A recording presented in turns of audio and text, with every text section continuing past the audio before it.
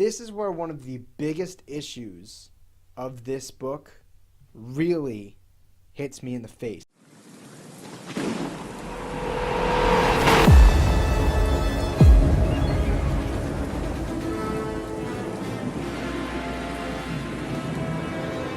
Hello, citizens of the multiverse, and welcome to Dark Knight Nation for this episode of Comics Insider. Now, this week, we're going to be breaking down and dissecting Young Justice number 2 from Brian Michael Bendis and Green Lantern number 4 from Grant Morrison and Liam Sharp. Now, if you're unfamiliar with myself and the channel, here at Dark Knight Nation, we like to do character discussions, story dissections, and really just break down and analyze the things that we love most about comic books. Now that includes their adaptations and a number of other platforms that these characters and storylines have kind of transcended into. So if that's something that interests you, please feel free to subscribe down below to the channel for more content like this. Like this video if you enjoy it, and share it with your friends. It would really mean a lot to know that you're enjoying what we're putting out and that you're willing to share that with someone else. Make sure to stick around until the middle of this video to learn how to win a couple free digital comic books, including Young Justice number 1, so that you can catch up on this series. So without further ado, let's get right into it. Alright, so picking up on Young Justice issue 2, the team are separated from one another after charging into the portal at the end of issue 1. If you haven't checked it out, please make sure to check out our last episode of Comic Book Insider, where you can find our discussion on the first issue to catch you up if you haven't read it already. This new / old / whatever Young Justice team this is are split up across various parts of Gemworld now. And so we learn that a member of the royal family of Gemworld, Topaz, has been violently overthrown by Opal, who we are now led to assume is our main villain. Picking up with Robin and Amethyst, they kind of burst into this conglomerate of Gem Knight soldiers, kick ass and take names, but there aren't really questions to be asked here.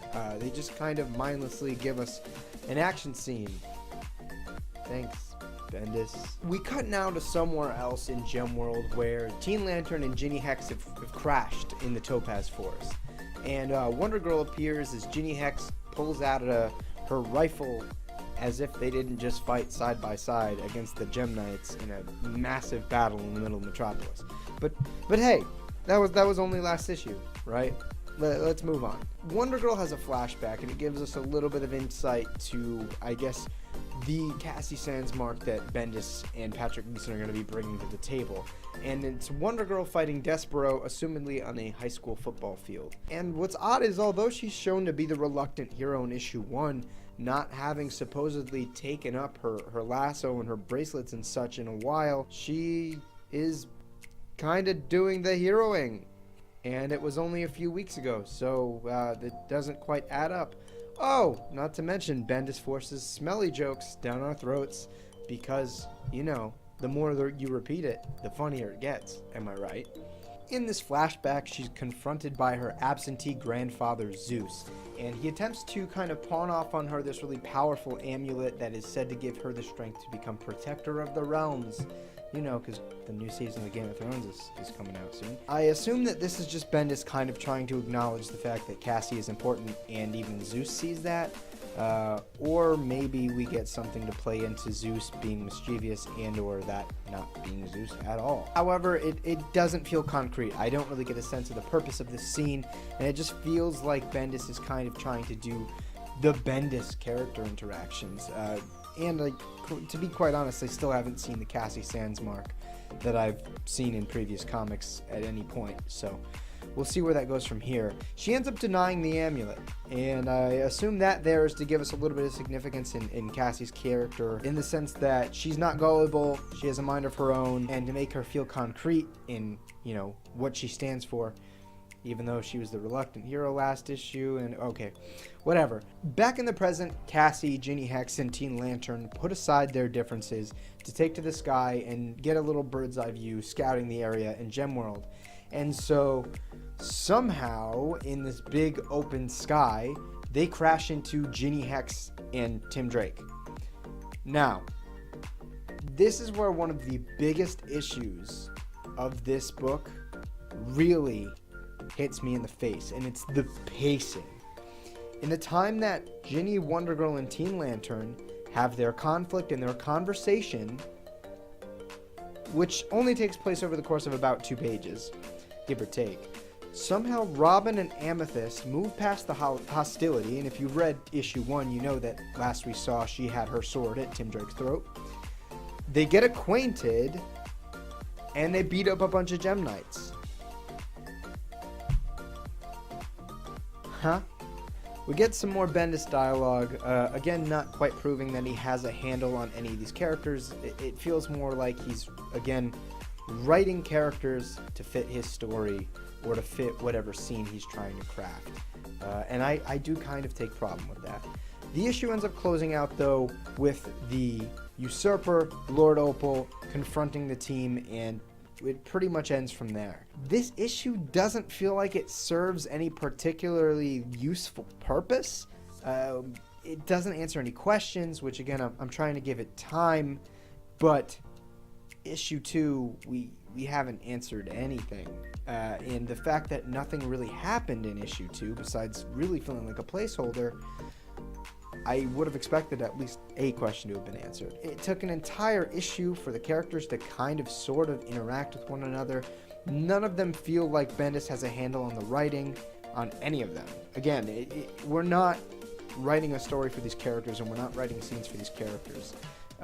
He's writing characters for his scene. And when you have something like DC Comics with these characters that have multiple decades of history, you gotta have something. There needs to be something to err on the side of this characterization or this continuity of their characterization. I understand that if everybody did something the same exact way every single time, it'd get boring, right? You do need to make stuff fresh. And I can admire that. But there's no semblance of what I know to be these characters. I don't know, maybe I'm wrong. Maybe somebody totally sees Tim Drake Robin and totally sees Cassie Sandsmark Wonder Girl, and maybe I'm missing something. But to me, we are lacking that sense of actual continuity for someone who is trying to interweave these different crises throughout DC's continuity into their story. Feels a little bit contradictory to me. The characters don't really feel cemented. I definitely take issue with the fact that Cassie contradicts the reluctant hero that we're getting from her in issue 1. I don't know if maybe Bendis wrote issue 1 and issue 2 with significant time in between them in terms of him actually penning them, or if he just doesn't really know what he wrote.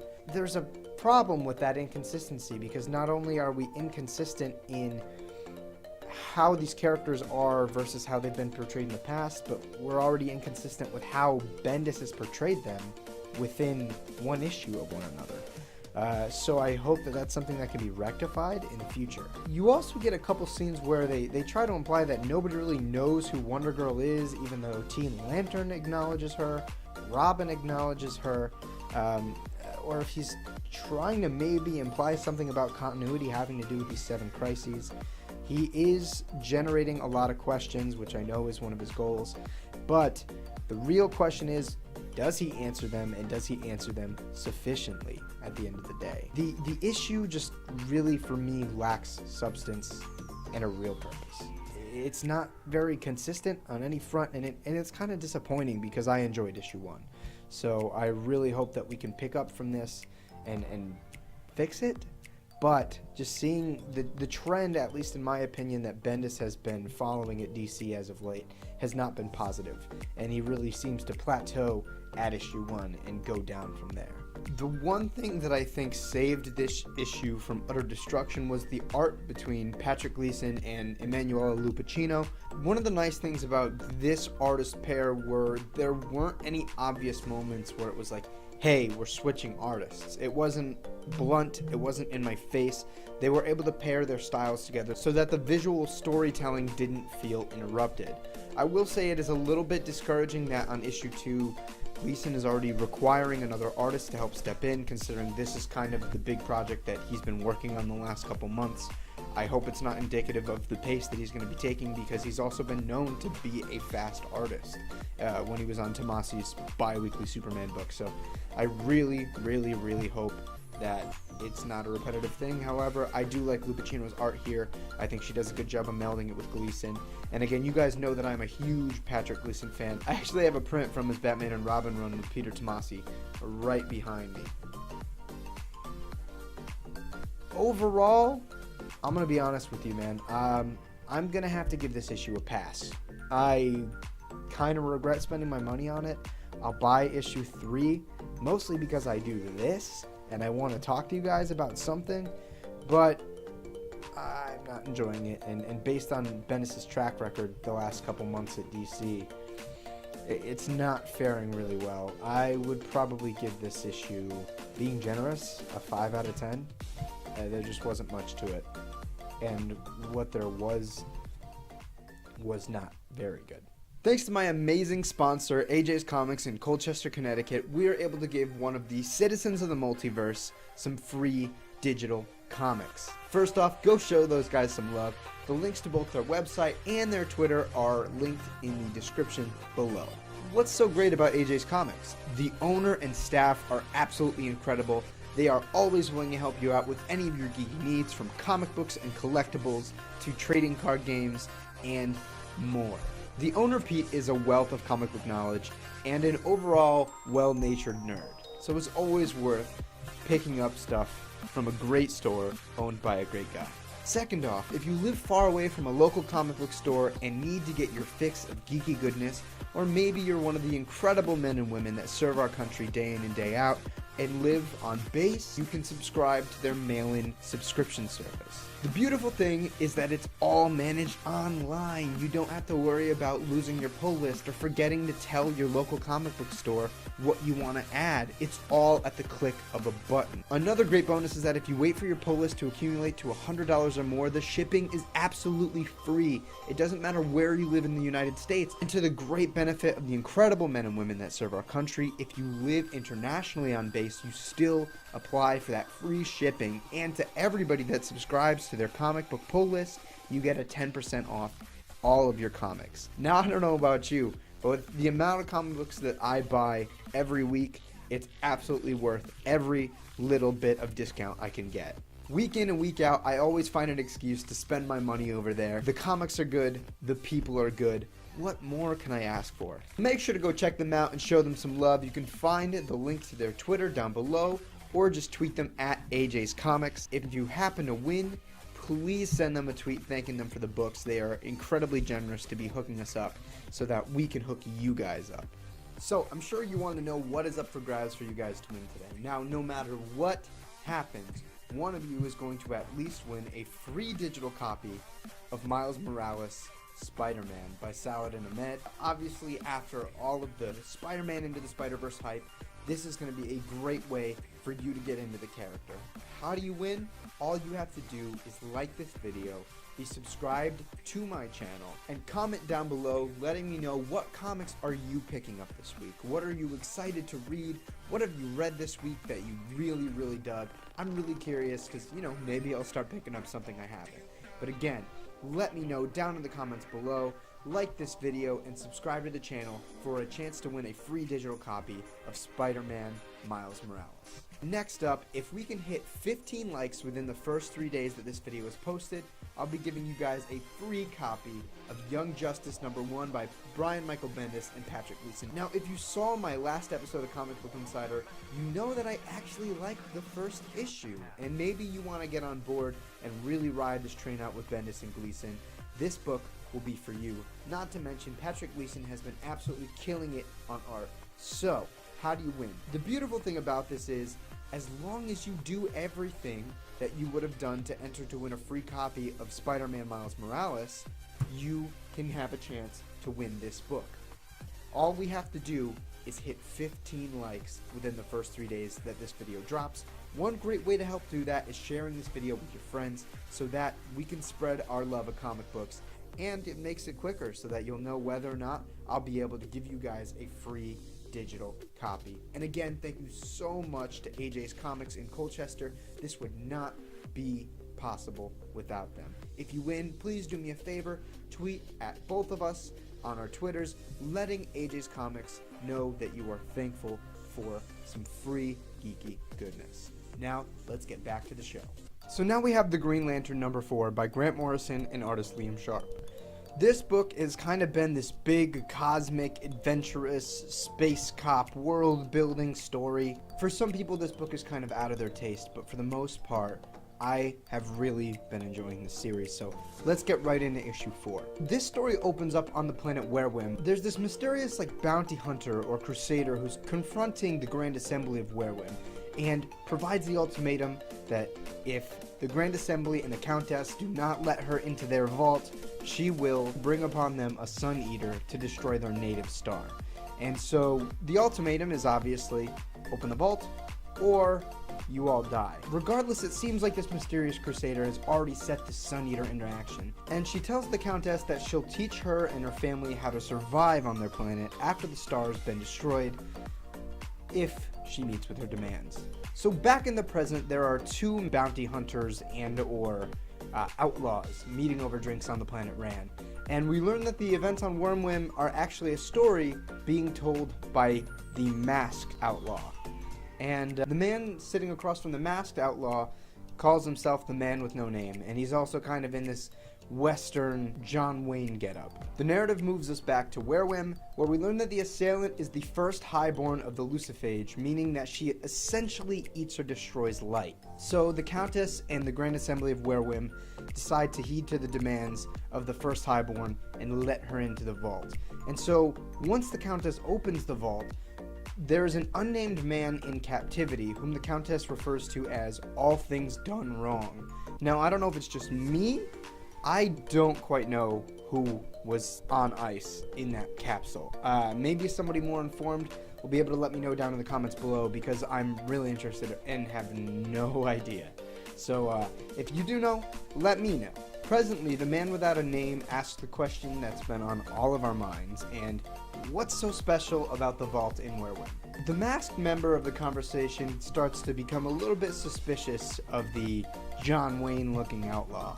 And so, in order to kind of assuage him, the Man Without a Name tells a story about 3 Green Lanterns that defended a planet from rogue Sun Eaters. It nicely juxtaposes the pessimism of the other story with a little bit of optimism. And of course, one of the Green Lanterns in this story is the man, the myth, the legend, Highball Hal Jordan.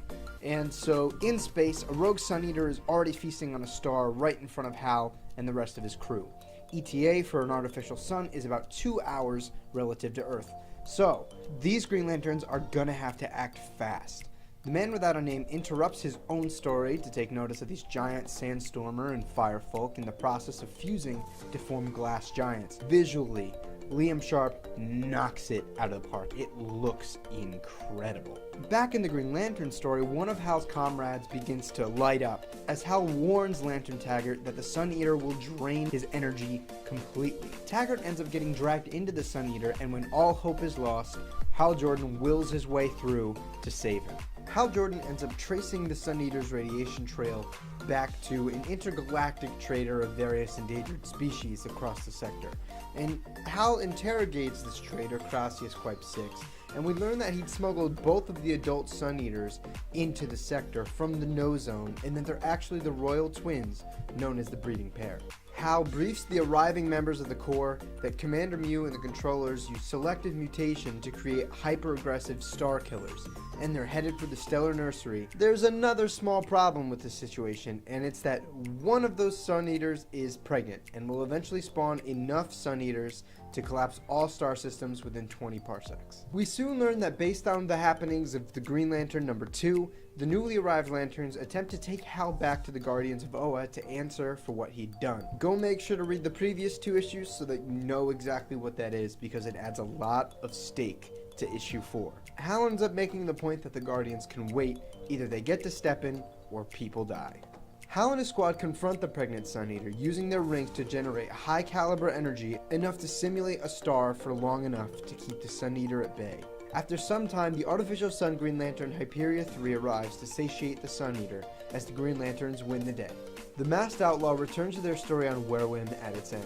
Although the vault was opened, the Sun Eater descends upon the planet of Werewim by command of the Black Star's true leader, Countess Bezlebeth, the first highborn of the Luciphage. This issue closes out as both outlaw storytellers reveal their true identities and their motives moving forward. Because I really want you guys to go back, read this issue, and enjoy it, I will not spoil that for you.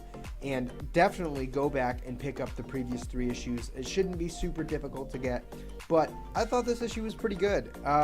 It wasn't anything crazy, it wasn't anything phenomenal, but one of the things about this issue that's consistent with the rest of the series so far is that Grant Morrison and Liam Sharp are really attempting to build a universe, right? I mean, Jeff Johns is credited for doing as much as he has, and this doesn't amount to that, but still I love the amount of depth that Grant Morrison is taking to introduce all these different cultures and species, and in collaboration with Liam Sharp, make them look unique and different and just really inventive. And I think literally with galaxies of space to explore, it gives them a lot of creative room.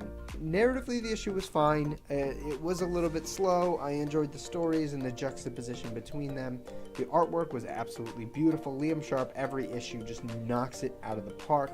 I did like the reveal at the end of the issue. I have a feeling that things are going to be getting a little bit predictable, and I think I know why those reveals happen, but I'm not going to spoil that for you because I really want you guys to go check out this issue. If I had to give this book a rating, it would probably be an 8 out of 10.